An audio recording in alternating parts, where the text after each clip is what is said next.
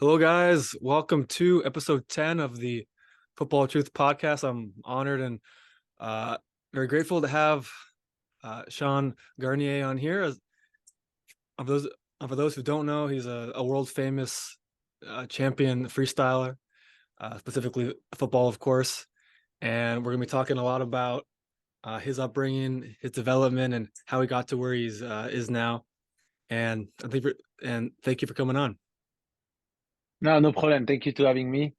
It was cool to talk to you in real. Watching all your content, I really like the approach and the way you trash talk some of the other approach. I really love it. So Yeah. yeah, it's fun. Looking forward for this conversation. All right. Give me some examples of the trash talk you like. we'll see what you're. Ah, so it's basically like, as an athlete, when you get to several injuries, the Mhm. worst part is to remotivate you to start from the base to come back to the field, right? Yeah, yeah. And I saw some of the guy. It's maybe their third, fourth, five big injury, and they're going to the gym. They do all the boring stuff, and you write over them. They're still doing the same mistake. So it's like yeah. If I will watch that, I will be like devastating. I will be lost if I was them. So like that. This is what make me laugh, and I that caught me basically. I was like, okay, what is the approach like? Uh-huh. And that's how I got to talk to you. I'm a curious person, so whatever I see got my interest, I will always question basically. Nice. I love it. Yeah, and if if if you have any questions like during the conversation, just let me know. But your point is so true. It's like so many of these players, obviously, like at the highest level, they're worth a lot of money, and the clubs are paying them, and the clubs are paying them a lot of money every week, to play football, not not to be injured, right?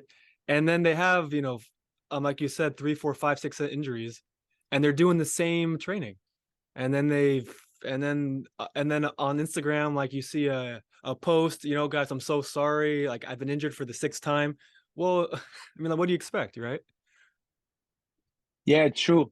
I understand, but in the same time, no, it's easier. If it's not my case, it's Mhm. different. But I will understand something. When you are somewhere and your traction is like you are in the middle of many things. That's right, yeah. The thing you don't want to do is to think about details who is not your specialty. Mhm. So you want to play the ball, you want to feel the game, and they will maybe listen people and trust them, and how many people they will talk to. It's really hard now online to know what is true, what is not true, what's the difference between. You can go in the gym and you can do five different type of training who That's right, are yeah. different, but for outside of people it will be the same. It's like lifting weight or running. It's still at the gym, you understand? So it's really hard to know what is good or not good as an athlete, because also now we are in a reality. There is a transition. Now there is a lot of information, but 10 years ago there is almost nothing. That's So the right, yeah. generation we have now, they are not well prepared for that, because they are the first one to be in between. So it's hard to classify. That will be my point. And for myself, it's the inverse. I'm not follow up by a team. So basically, it's my choice. But the hardest point is like, who do I follow? Like, Mhm. should I go to because anything you're gonna write online will be, oh, that's the way to do. Yeah, of course. And so it's super hard. The only way, you have to kind of try and make analysis, but it's take a lot of time.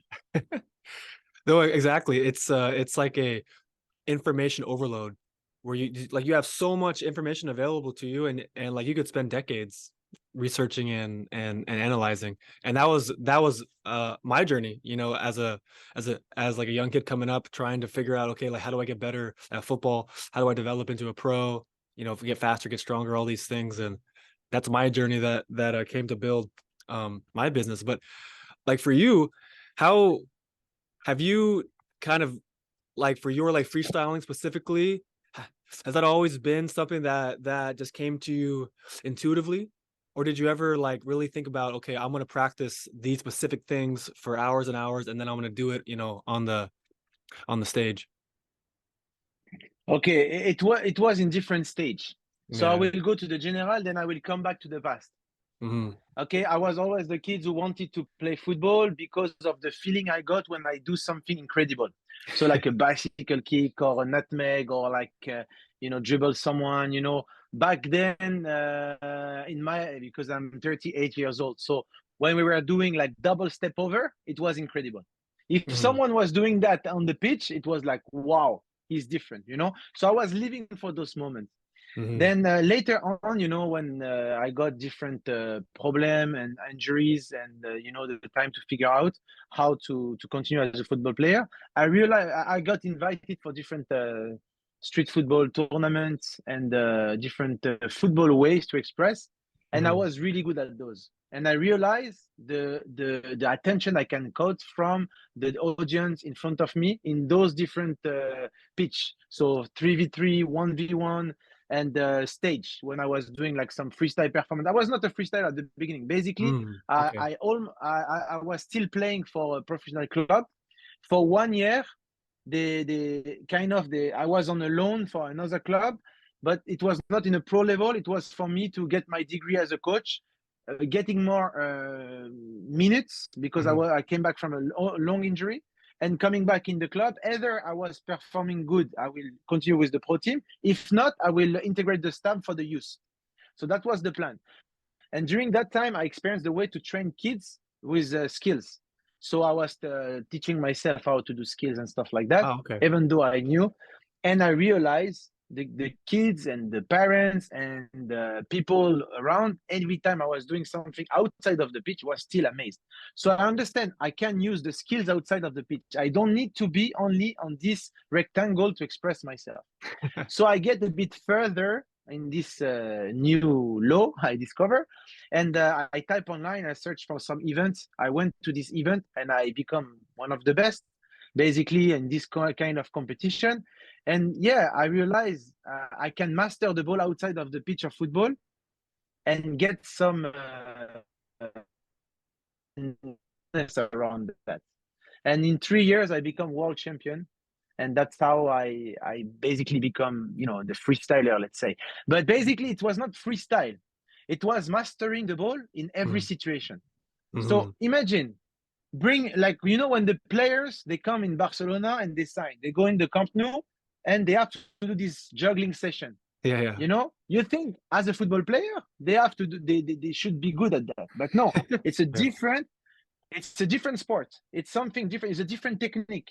So in your locker, if you have this kind of technique because you practice when you were kids, you will be good at that, like the Brazilian, like Ronaldinho, for example. But Hmm. if you never practice that, like Dembele, he always play the ball on the ground. So how you even if he is technical, that's what we say, is skillful, Yeah, yeah. but that's not mean you master all the panel of technique, the all skills. So what I did basically when I realized I can play outside of the game of football, I start to master all the type of technique. So street Hmm. football, futsal, pana, freestyle, and I go into details in those elements from before the game to after the game, meaning how to enter to the pitch, how to dress, how to act, how to create your own skills in all different area, because I knew I will touch people more like that. And I was lucky because social media came right at that time. Yeah. So plus the touching the people who watch me, I was able to record those things and put it online. And that was the big hit for me. Yeah, that's fascinating, Sean. It's like it's just an amazing journey going from full-sided football and then some coaching, some injuries. What kind of injuries did you have going on back when you were So playing? basically, it was not like a one injury. It was a problem called Yeah, Osgood-Schlatters. yeah. You know, okay. Yeah. So I forced myself to play on this for 2 years when I was 14 because I was in one of the top of my group age in Auxerre. Hmm. Then at 16, the compensation I got from those 2 years start to have other problem involving. So I couldn't like walk for 6 months because my heel was so inflamed, for example. Wow. Or I have my knee pain in my knee, but no ACL, no meniscus, nothing. But I had pain. I had pain everywhere. And people, at that time, it was like 25 years ago. So the Hmm. approach of, at that time when you had the injury, you have to rest. But rest is the worst stuff to do at that time. If you stay immobilized, it's not good. Yeah, So it's death almost. yes. So basically, that's what I did. Get injury, rest. Get injury, rest. Mm, But I never came out of this spiral of injury. And because mm, of freestyle and street football, I start to play in a different motion, open different area in my body. mm. So that allowed me to heal in another way. And that's how I understand. Okay. Yeah, basically. Wow, yeah, that on that story, as far as okay, injuries and then rest, and injuries and then rest. It's like, when do you actually fix what's causing the actual pain, and so many of the like doctors and experts and physios and trainers, a, a lot of these injuries, uh Slaughters, it's like they say, oh, it's just because your age, it's just like you're just like growing pains, it's just bad luck. But in my opinion, and in others, those are perfectly fixable, and there's a reason, because like your body wasn't meant to do that, right? Like your body wasn't meant to be in pain and be broken. And I mean, like, you're 13, 14 years old, like you should be amazing, right? Yeah. So when you would you ever experiment with like other sports, like basketball, like growing up, and like tennis, ping pong, I don't know, rugby, other things? Yeah, basically, when I was from eight, like 6 to 11, I was playing different sports in my area, Mm, like basketball, tennis, but not yeah. in a club, just with my friend, Yeah, yeah, but exactly. always play with the ball. Then when 11, I went to the academy. So at that Mm, time, I start to play specific, and it was a lot of hours also. mm, So yeah, that's also what stopped me to play other sport basically. yeah. I find that, like, I find that a lot of the best athletes, like, usually kept playing multiple sports for like most of their childhood. Like, even if it's just for even if it's just with their friends for fun, and that kind of thing, it helps their body become more resilient and kind of adaptable to all different movement types, and all different kind of like stimulus. Because like for basketball, like going for a layup or a dunk, obviously those aren't like directly transferable to to football, but it makes you more explosive and powerful and able to jump, and then your body has this newfound capability. So that's a big thing in the West that I see, nowadays. Like, you have kids who are like 8 years old, 6 years old, and they're being told like to specialize into football. Yeah, it's just insane. But as far as for you, like in your journey, did you ever kind of start thinking that like gym training was a solution that was going to help you, be better at freestyling, or be better at like street football, or become, stronger, more powerful? Yeah, for sure, for sure. Hmm. I thought because I never experienced because I got a lot of injury from my young age, but also when I around like 29, 30 years old in freestyle, Hmm. I start to have a lot of injury, a lot of injury. Wow. So basically, I thought, oh, maybe I missed some things, and for sure, one of the I live in Dubai, and there is a Mm, lot of gym trainers and stuff like that. So for sure, I went in this way, and I tried some stuff. I hmm. discovered another way to express, because it's a little bit different for me, because as a freestyler, I used to play in the street 24 hours. Yeah, yeah. So, after I discover I can be able to live with this sport, the first 10 years was like really spend 8 to 12 hours a day with the ball, and Hmm. different matter like street football, freestyle. You spend a lot of time to learn all that move and how you can incorporate them in different area. So that's what I like that, and I felt a bit, you know, this balance with like how to eat, how to sleep, and maybe how to train your body in different direction. Hmm. So I was trying to find some solution basically. Hmm.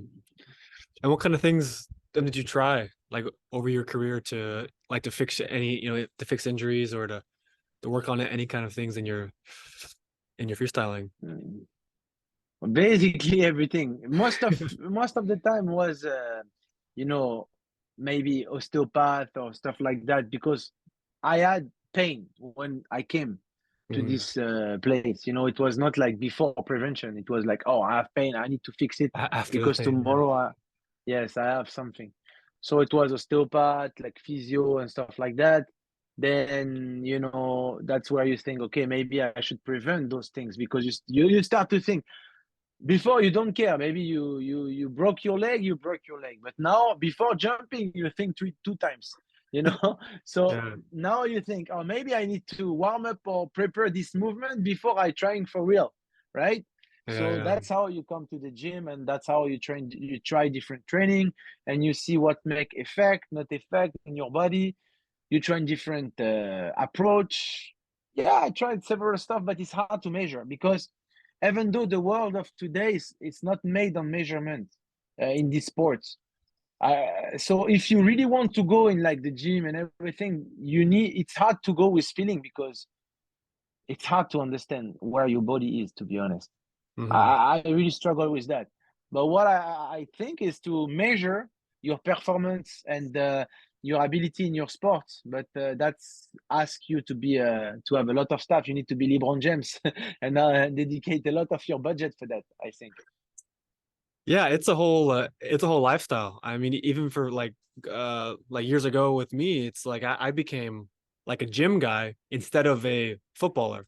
When like originally the whole purpose of the whole thing was to get better at football and not to get better at like a certain exercise in the gym.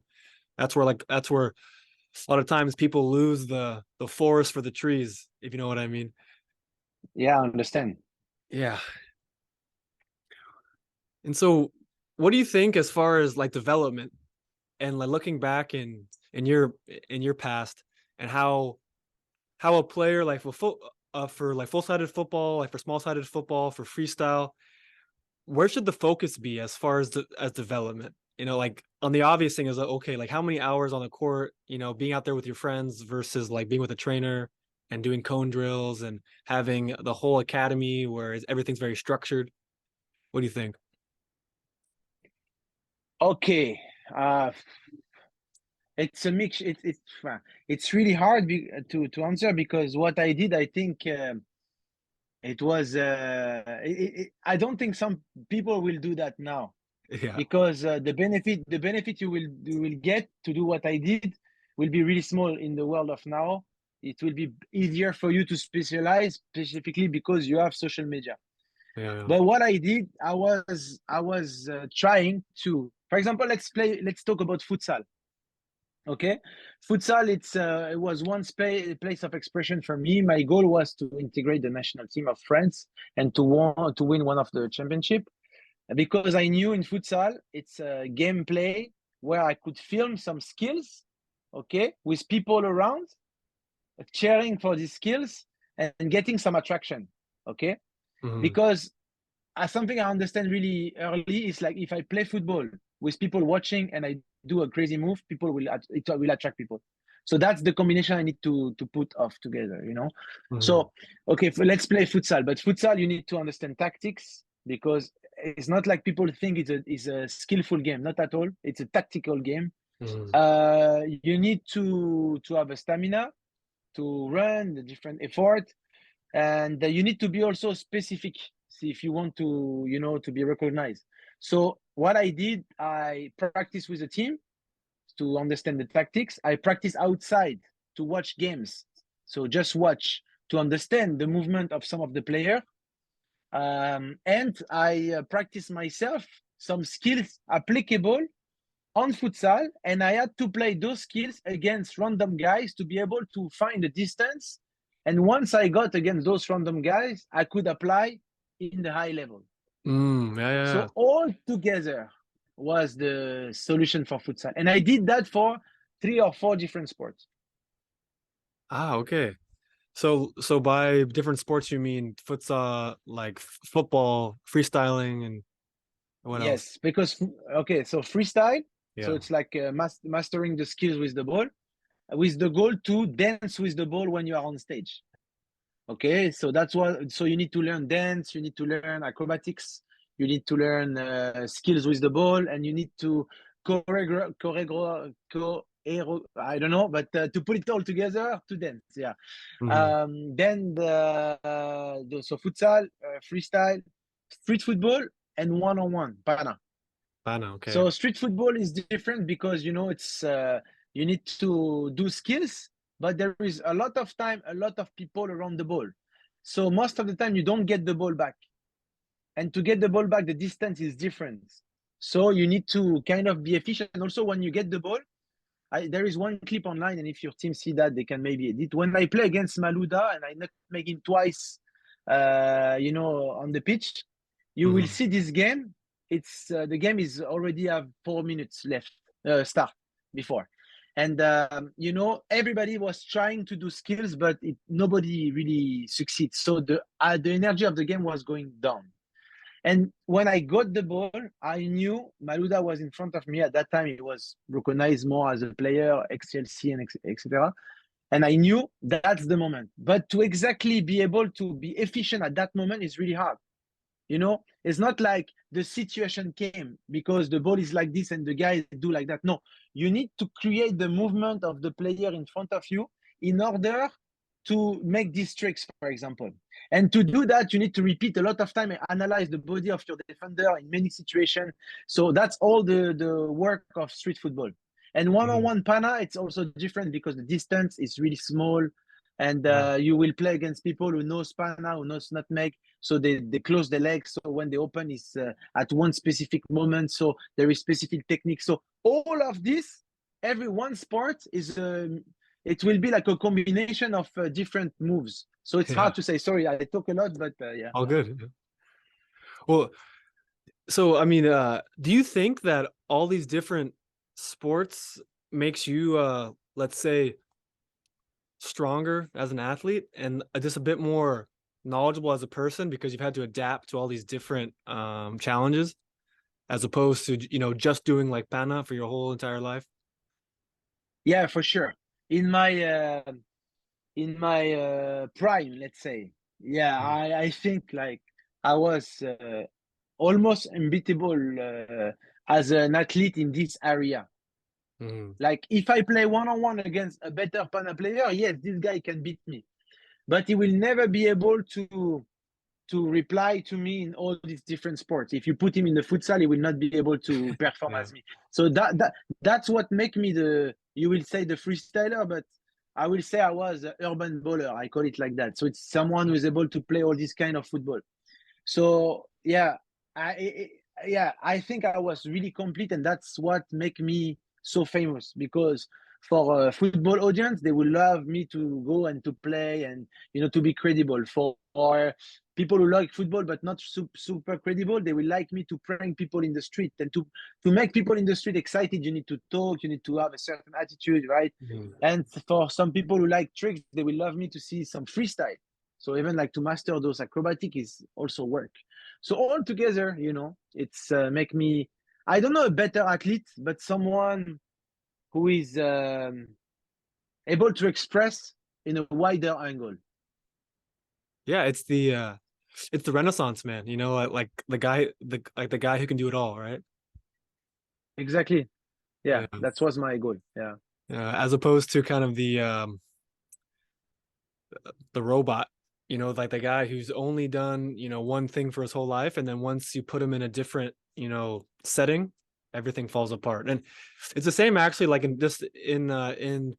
professional football, guys who play really good in one team because all the tactics really suit his strengths. The coach understands what his weaknesses are, what his strengths are, and he performs very well, and then maybe that guy gets signed to a bigger team where there's different tactics and different coaches and different players, and then he doesn't do as well because it wasn't set up for him. Yeah, and Yeah. that's where I think the approach of the game now is to understand that Mm. and to set up your goal, because maybe your goal is to be this specific player in this small club forever, Yeah, and you yeah. will be stand and you will stand more you know, as someone as you try different big club, but you never make it in a way. So, you know, the mental approach and the goal, it's really hard because everybody is young. But to understand what is the game for me, what's my goal, where I want to be recognized in 10, 15 years. I want to be like Ronaldo, Mbappe, and searching for all these records, or I Mm-hmm. want to be the player of one club and try to get my position in that club and keep it forever, and at the end keep the number two in the wall and nobody can take it, for example. Yeah, You yeah, know, that's it's a different game. It's a different game, a different approach. And people, they're dreaming to be Messi, Ronaldo. And if you understand those players, like in Paris Saint-Germain, you have three Messi. You have three players who don't defend, you yeah, know? So, but it's impossible in one team. But at one point, Messi was the left footer, you know, in Barcelona with the number 10. So when you have these specific statues and he's small like Maradona, they give him the credit. Okay, you can be like that. But maybe if he was right footed and tall, maybe nobody will give him the right to not defend.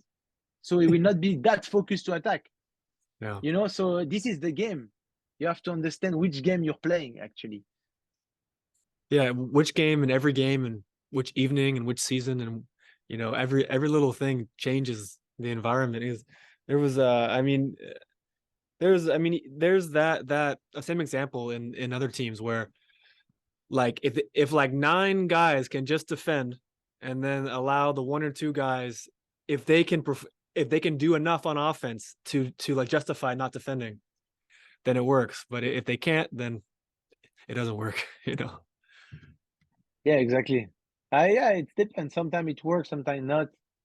It's there is no true, but the best is to be able to understand everything Yeah. and to have enough knowledge to adapt, to adapt your game. You know, everybody adapt. Even Michael Jordan adapt his game.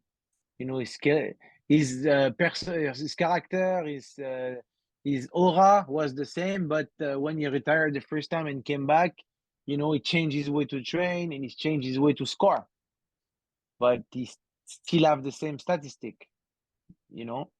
So maybe that's the way, you know, football young guys need to think about the game. Maybe in one club they need to work like that. When they change the club, they need to quickly understand what they miss and how to work. But yeah, maybe you know, also there is one thing in football.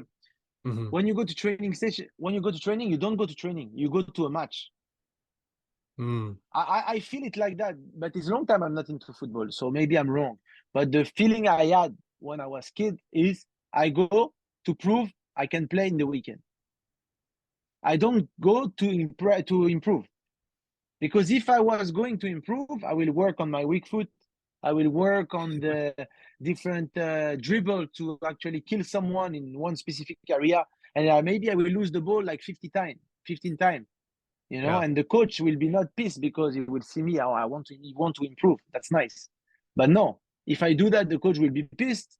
If he's pissed, he's not going to put me on the weekend. So I need to keep simple. But you never go to improve like that. And one example is Neymar. Because you know Neymar, for example, he was really criticized because he was losing the ball a lot. But if you analyze, when he lose the ball, you also understand why he lose the ball, and that gave him the the the tempo and the response to maybe the next time be more efficient. Now it's different because he's not like before, but Hmm. that's what I understand from him. He was not he didn't fear to try. Yeah, that I think that fear is a big separator of players because a lot of players play in fear because maybe just because of who they are. I mean, also if you're a defender or if you're a defender or like a central midfielder, you can't lose the ball too much in the game or else you'll get subbed out. But if you're a winger, it's your job to kind of go at guys and be dangerous and be the impact on the field. So you have to Yeah, understand but yeah. I understand that. Sorry to cut you, but how much time you will play as a defender, as a central defender in the training session?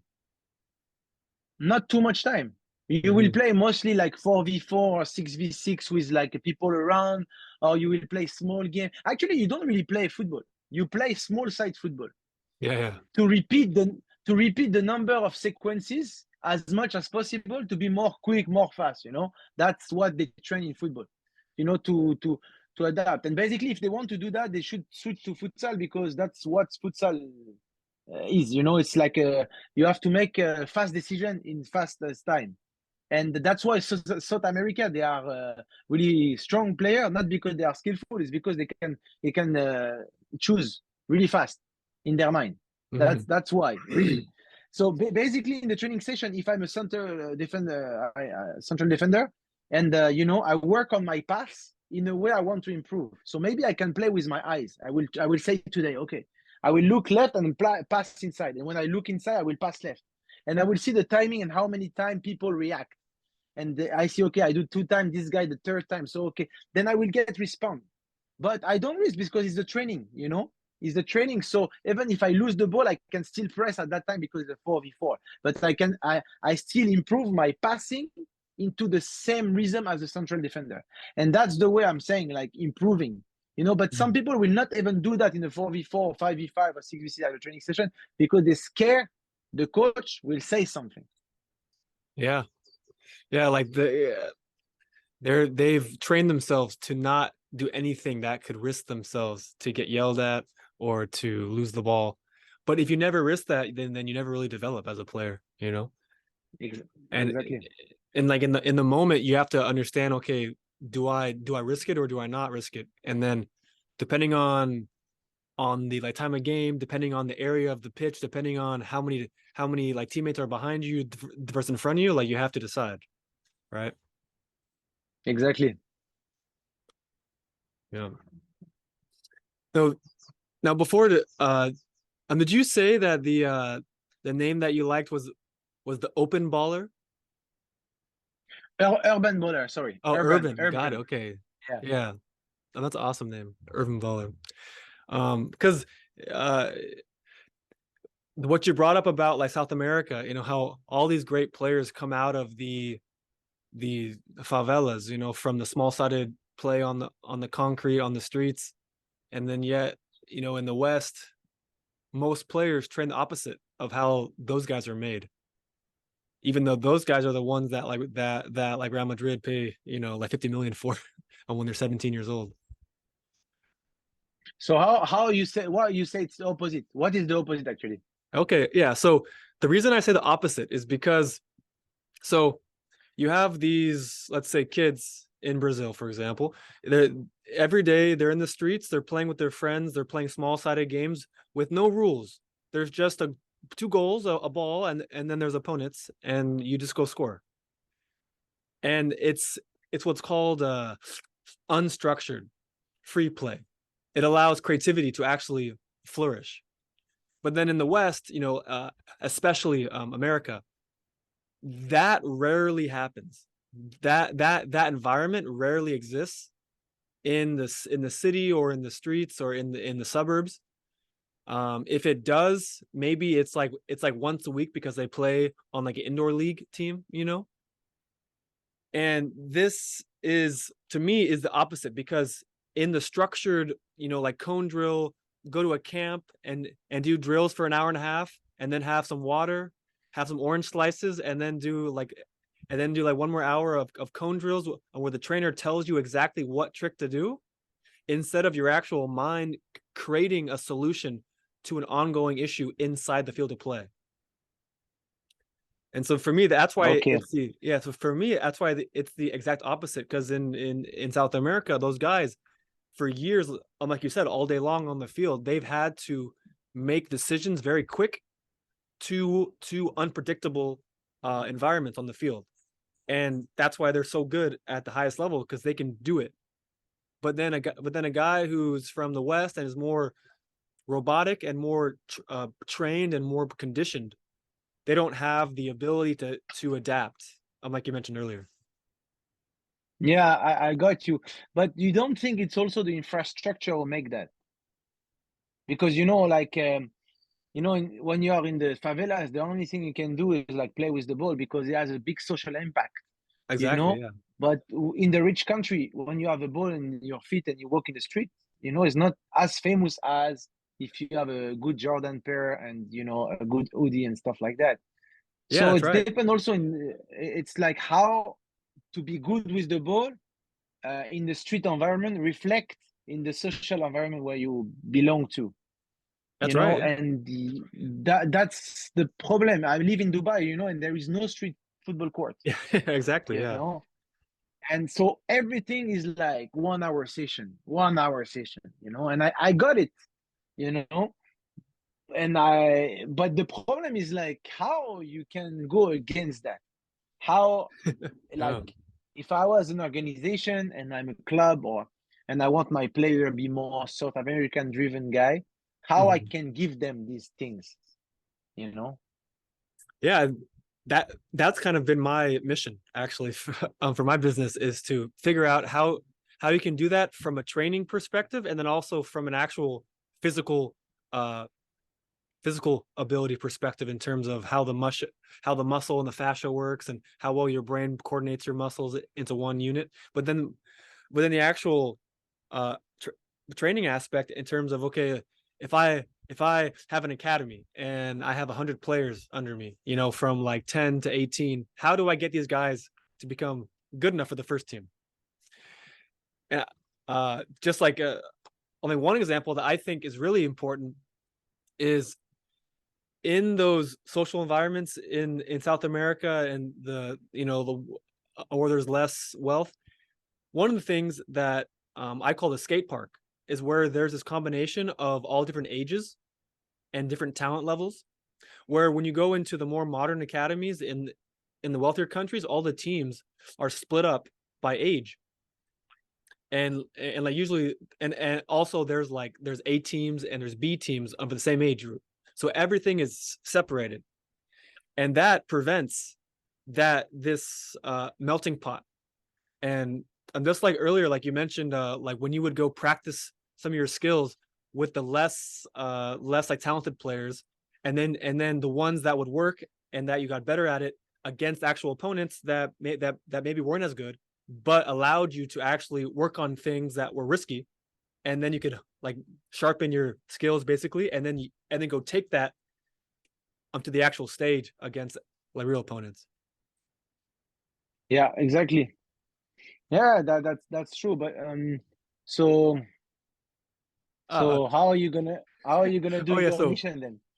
my point actually, my point is if you have like U10 to like U18, all these players, instead of having all the age groups separate, you can mix them a lot more and allow much more free play in the training as opposed to because as opposed to doing a lot of like tactical based things. Because if a kid is like 10 years old, like 12 years old, he doesn't need to know tactics.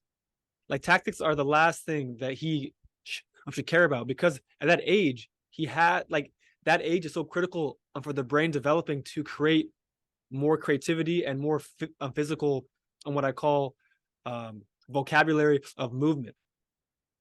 And so that's why at younger ages, from U6 to U15, I would create a lot more mix of the age groups and allow a lot of that meshing of ability, as opposed to okay, like as opposed to having them all separated and never even like playing each other.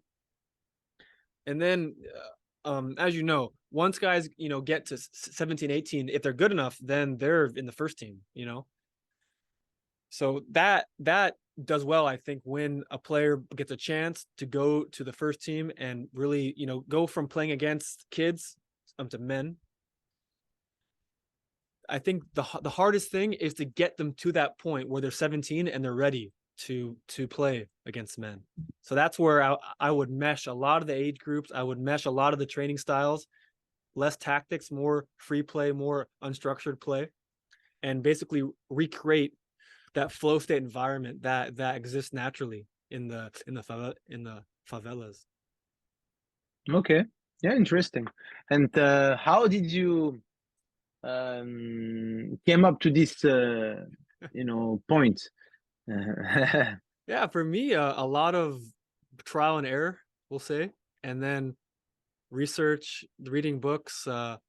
There's a great book called the Talent Code that actually talks about some of the science behind why like small-sided street play helps footballers get so much faster and more agile and better at football faster than people that don't play the same kind of small-sided play. Uh, that's like one example of a great book that kind of influenced some of my ideas. But also for me, it was like my mission for myself was just to become the best footballer possible, like play in Europe in the highest divisions. I was 18, like playing in Greece with Panathinaikos, and I like in the academy. And the day before I was supposed to sign like my big first team contract and like earn, like the big accomplishment, I fractured my foot in the warm up before a game, and I was just jogging, heard a big loud crack in my left foot, and I couldn't walk. And that was kind of like that was the big like moment that took me down this path where like my dreams were basically like taken from me in front of my eyes because I was an American kid in Europe about to sign pro, all that, and then a few months later I refractured the same foot, and that journey was the time where I learned a lot about like mainstream rehab and surgery and physical training to fix injuries versus like fix the symptoms of the injuries, and a lot of my understanding of the physical training that I do now came from all that experience and like suffering and heartache and whatnot. So yeah. And but you did you know why you got this fracture? Yeah, I think I mean there's a few things. I mean, like you said, it's always multiple factors in why things happen. It's never just one thing. But if we have to list off of some things, first, here in California, no one walks anywhere. Everybody drives everywhere. It's not like an urban place where you walk from place to place. So I'm living in Athens as a young kid. It was the first time I was walking for hours everywhere on the metro and the train. So like my body wasn't used to all that standing time and all the all the force absorption from that much Mm. movement, we'll say. Plus, I think a big issue nowadays is the modern sneakers, like modern shoes that have the very thick cushion and the very thick arch support and the heel raise and the very narrow toe box. All these things kind of atrophy or weaken all the intrinsic muscles and the fascia in the feet. And that can obviously, so if the fascia and all the intrinsic muscles in the feet are weakened and atrophied by the shoes, because the shoes are kind of doing the job of the feet. So then the feet think that they don't have to do the work anymore. And then so the bones become more of a weight barrier and they have to absorb more force than they should. And then if you on top of that, if you add, certain diet, issues, I was always eating like pasteurized Greek yogurt, which doesn't exactly uh, like pasteurized dairy. I think is a big issue as well, as opposed to raw dairy in terms of like bone integrity and health long term. So that was a other factor we'll say. And then the last thing I'll mention, I think that is sometimes the biggest thing is actually a self-worth issue. Like if you actually believe that you deserve success, I think nowadays, like a lot of people have negative like self-talk where they don't actually like subconsciously believe they deserve these amazing things to happen to them. So then once they get close to those things, they will unconsciously sabotage themselves, and that can even Mm. happen in the form of injury. And so that's like one thing that I've like talked about a lot, and also like of course worked on myself, and yeah. Wow. So Yeah. it's good in a way you could like understand what happened and make like a historical, track record Analysis. of the why. Yes, it's super Yeah. interesting in a way. Hmm. Wow. And Yeah. so how old are you now? 26. Oh, you're young. Yeah, yeah. 26.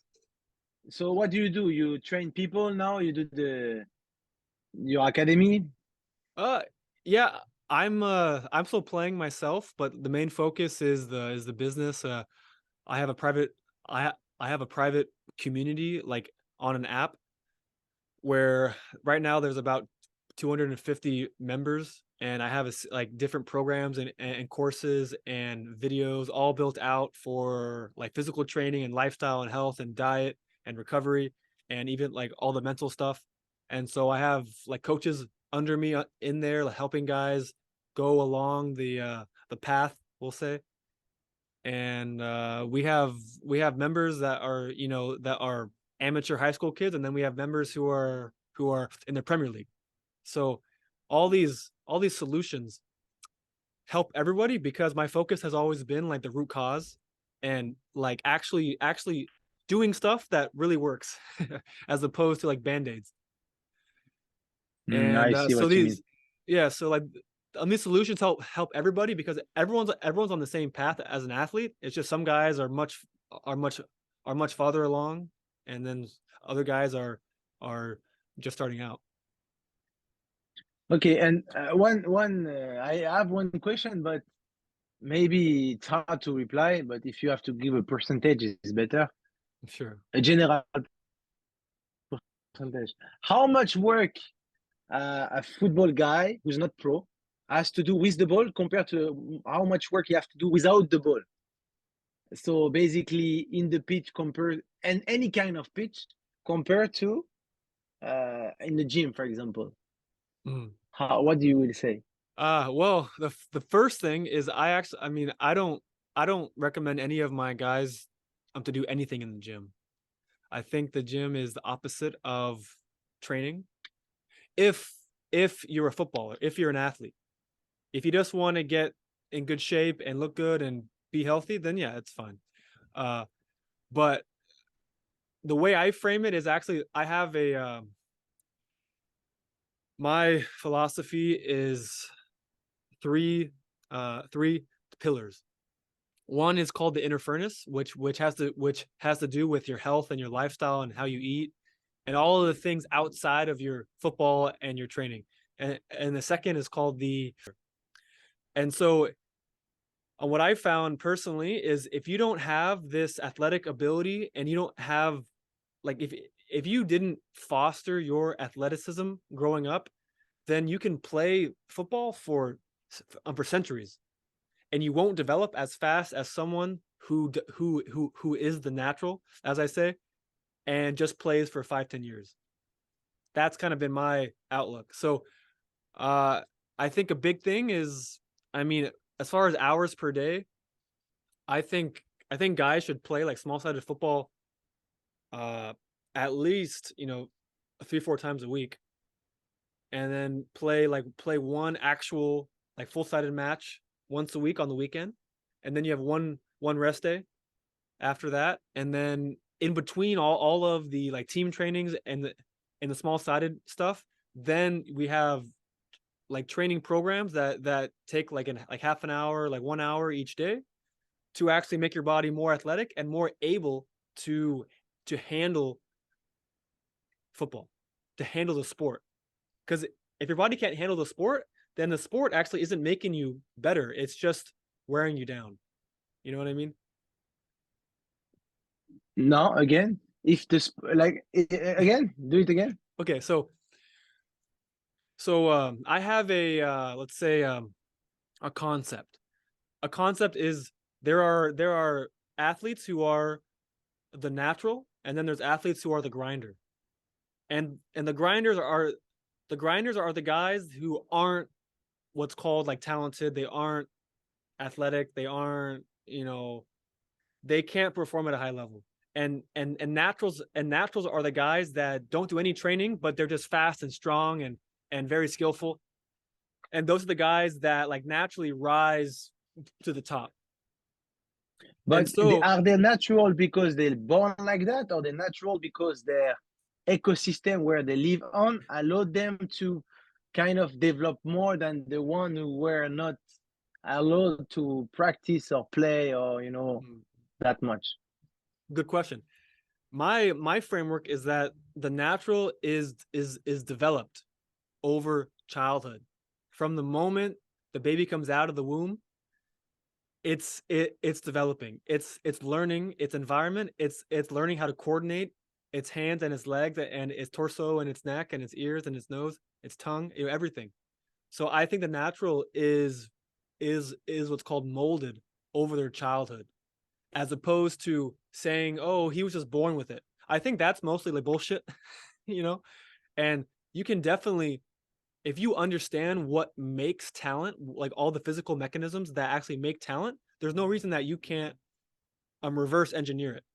And so that's what all the training that I do is geared to reverse engineer what makes Mbappe Mbappe.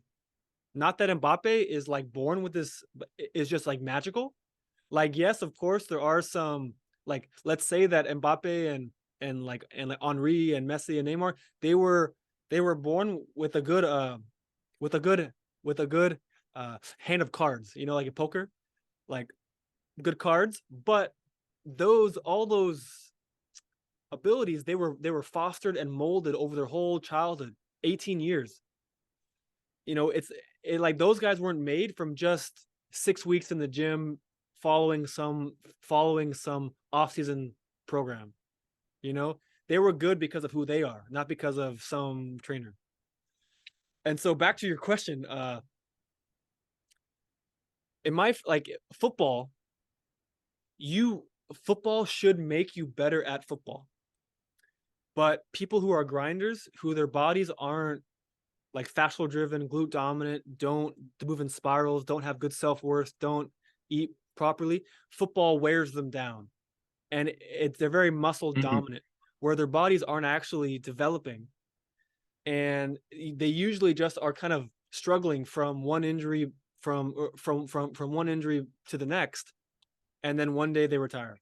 But the natural is the guys who play football and they develop the more they play football. So yeah. Okay, Yeah. I got it. I got it. No, it's interesting. It's interesting, and I think yeah, it's right what you do, and it's good to have a different perspective for the youth, and maybe also more fun because Yeah. you have to play more small-sided. You have to play more basically. It should be fun. I mean, if it's not fun, then like why are you doing it? You know what I mean?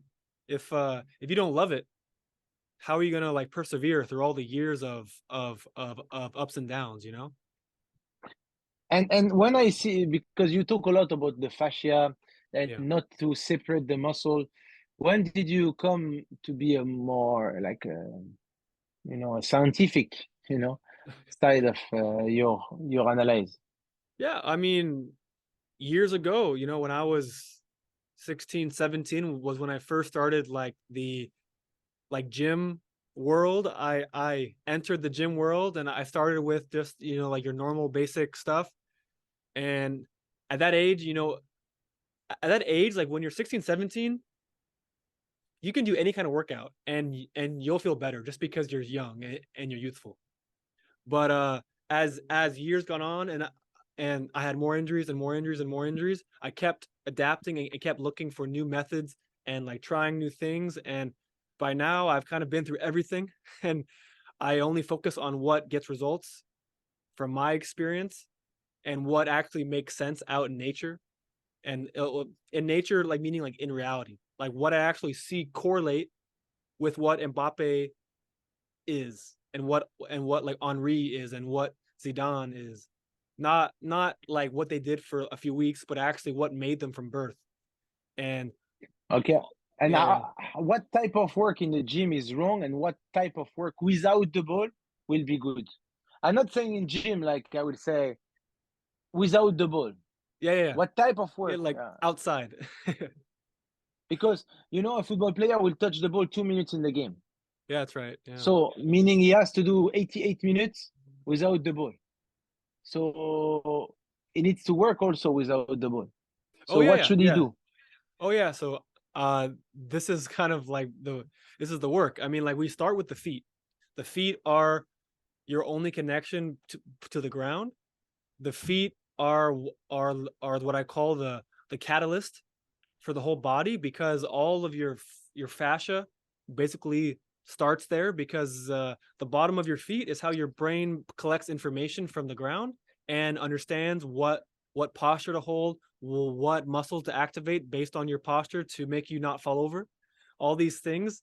And then obviously that applies into running, into moving, and to tricks and dribbling and everything and shooting.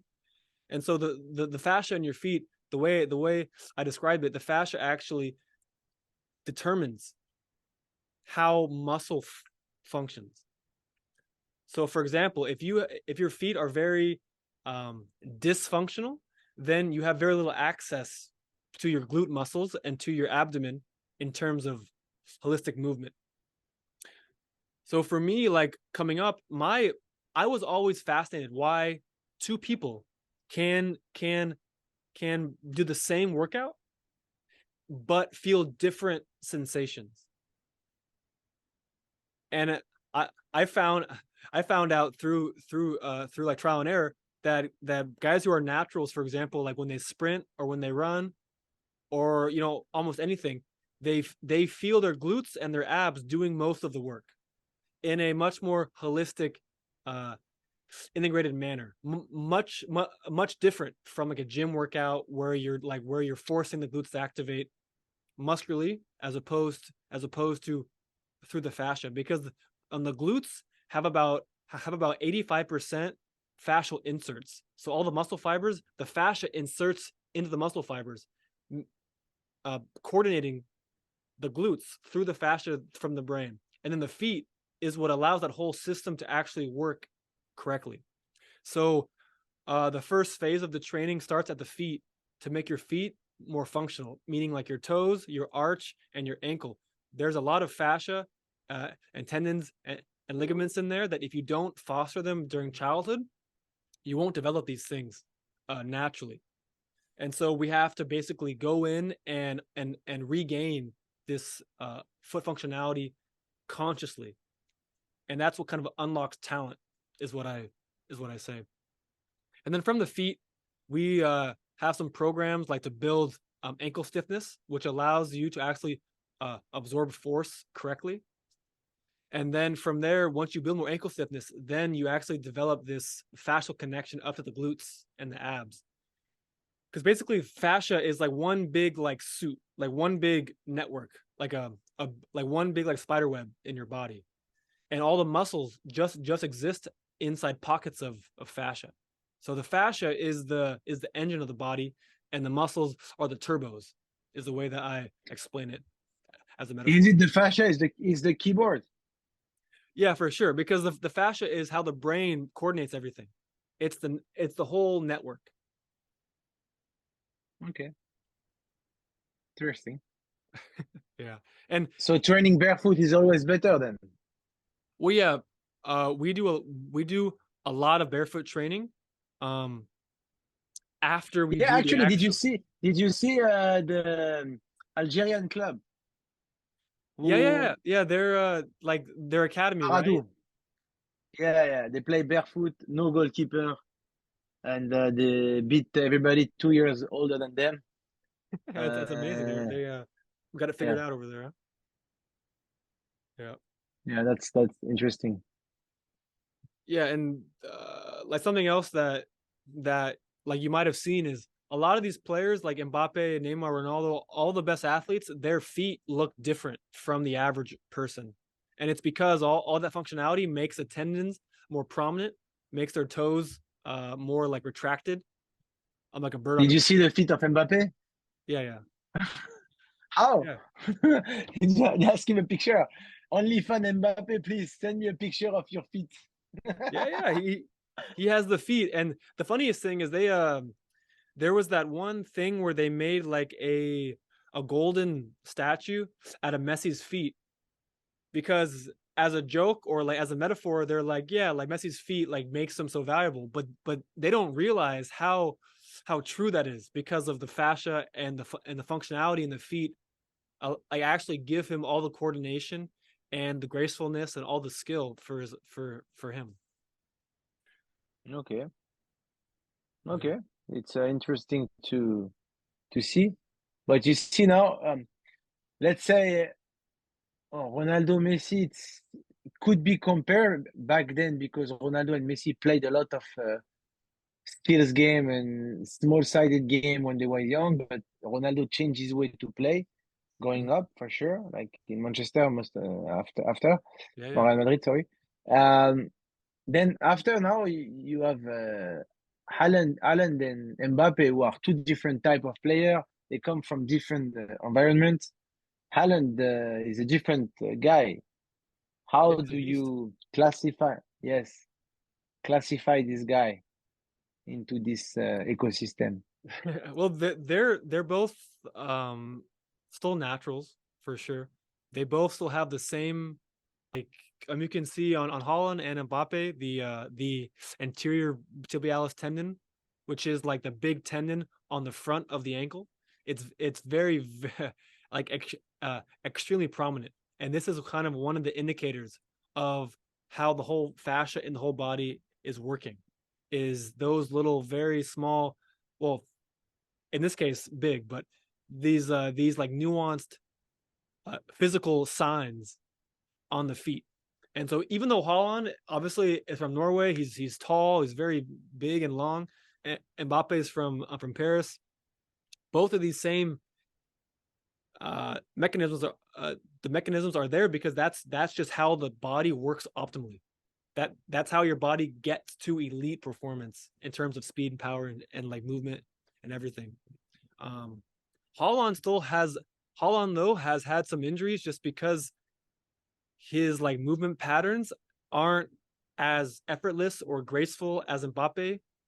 And there are some things that like, he could work on. And like at Dortmund, they were doing a few surgeries on him and it's like some gym work because the gym work a lot of times undoes what these guys develop naturally during childhood. And so Mm. that that's one of my things of why the gym work is so opposite because it takes you away from what makes you good in the first place, which is But can you combine? Can you combine? For example, um, you sprint, you work on your mm, sprint, but by working on the muscle who will be applicable during this sprint and make them stronger, you will sprint faster. Is it possible or no? in in my experience that idea is a big assumption that Okay. it it's they assume okay they assume make this one muscle stronger and they assume that's going to actually translate to you sprinting. But what they don't realize is when you sprint, it's a full body thing.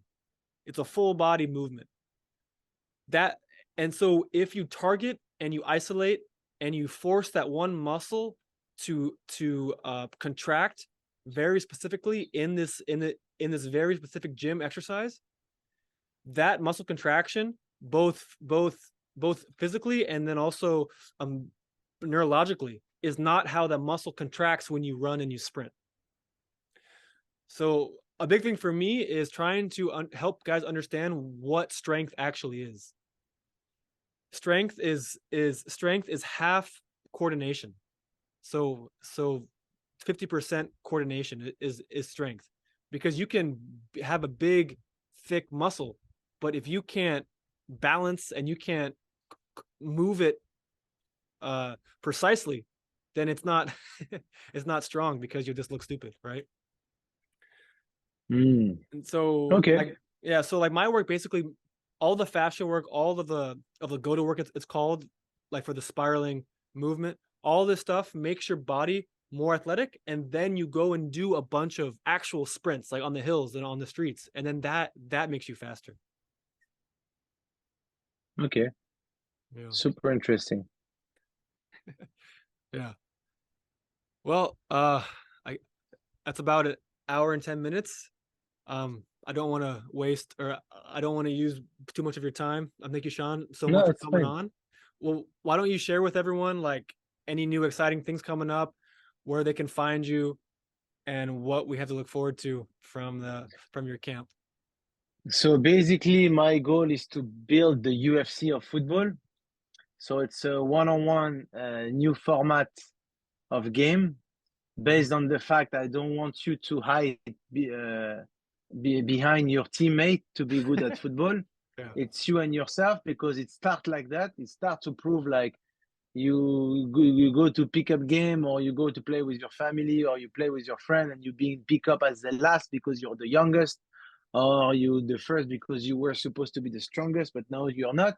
So basically play one-on-one is allowed you to face yourself, Mhm. and I build a format to everybody like MMA. It's a format where skillers and non-skillers can play because the goal is to score goals, of course, but also to score skills.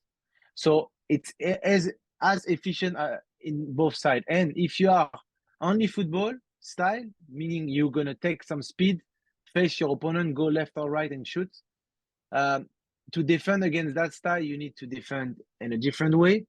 And if you defend in this different way, to beat that different way, you will need to learn or use a different way to play, which is futsal mode or street football mode or pana mode. So I build like a structure to this game where I want to compete at the end of a couple of years. I will have complete player be able to play because it's 5 rounds of 3 minutes, Mhm. and you can score goals, you can score skills, and you can KO the opponent. And it's also exciting for people to watch because it's really short, and everybody will be able to play because you only need one goal, Mhm. one goalie. So you can play in any field, you know, any field you can play. And yeah, I'm building the whole ecosystem, the application to able people to play themselves, rank themselves. I build the video game. I'm doing tours now. I went to the US last year in Mhm. November, in Florida actually.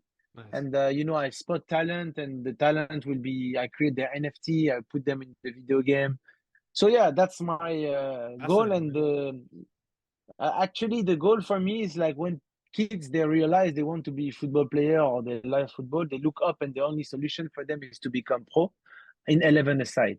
So I Mhm. want to create a new pathway where you have a sustainable possibility to play football and to be recognized without needing any coach, any organization. It's just you and yourself. You good in one-on-one, you will be fun. That's Wow, it. that's an amazing ambition. It's very cool because I played tennis a lot growing up, and in tennis, like it's just you. It's just you, and like if you win, you go up. If you lose, you go down. Wow, That's it. fascinating. That's the way I want. And if you understand also, in football you have Super League, meaning they want to build a new infrastructure into football Yeah. because the result go down, the attention of the audience go down because there is a youth who follow football in a different way, more with the phone in the vertical way. Then the biggest Instagram account is Ronaldo and Messi. So it's two individual, two football players who are in the football industry since 20, 25 years. And their own club, Manchester United, Real Madrid, Barcelona, they are in the industry since 100 years. But they still have less followers than those players, meaning Yeah. people that are more interested by individual rather than a team. So I'm building the individual way to play football because I collect all this information how to play individual, so now I apply that, and that's my ambition for the future. Fascinating, man. Let me know if I can do anything to help or be involved or anything. But amazing, man. Yeah, bring you some of the players, train them to be the best Yeah. player for the one-on-one. It's called urban ball fight. So if you recognize some talent, send them to the tournament, come even to play with them or to coach them. And yeah, if we can allow some kids to have some recognition and Yeah. some talent, and maybe one day this tournament will allow kids to access to clubs, because when you have the ability to kill someone in one-on-one, most of the Yeah. time is precious because it's the hardest things to do actually. Yeah, Yeah. that's right. it's the most valuable skill in football is to dribble and score. That's what Yes. And the actually, forwards. I build the sport in this way. If you actually dribble the guy and you score, you keep the ball back, Mm. exactly like basketball. So it's allowed you to do it again, again, again. And if the guy don't press you, you will do it again. And when he will press you, that way you have to adapt to do different kind of skills to allow you to score different type of goals. Yeah. Ah, fascinating. I love that. Well, Thank you. yeah, like we'll have all of Sean's links down below, guys, in the description, and you can obviously like Instagram, TikTok, YouTube, follow him, give him a shout, and yeah, that was episode 10, Football Truth. Sean, thank you so much for coming on. I appreciate your time across the world in Dubai, and I'm looking forward to one day, in person or whatever, we'll get something going. See. Yeah, for sure, for sure, Yeah, for sure. Nice to meet you and see you soon. yeah, No yeah. problem.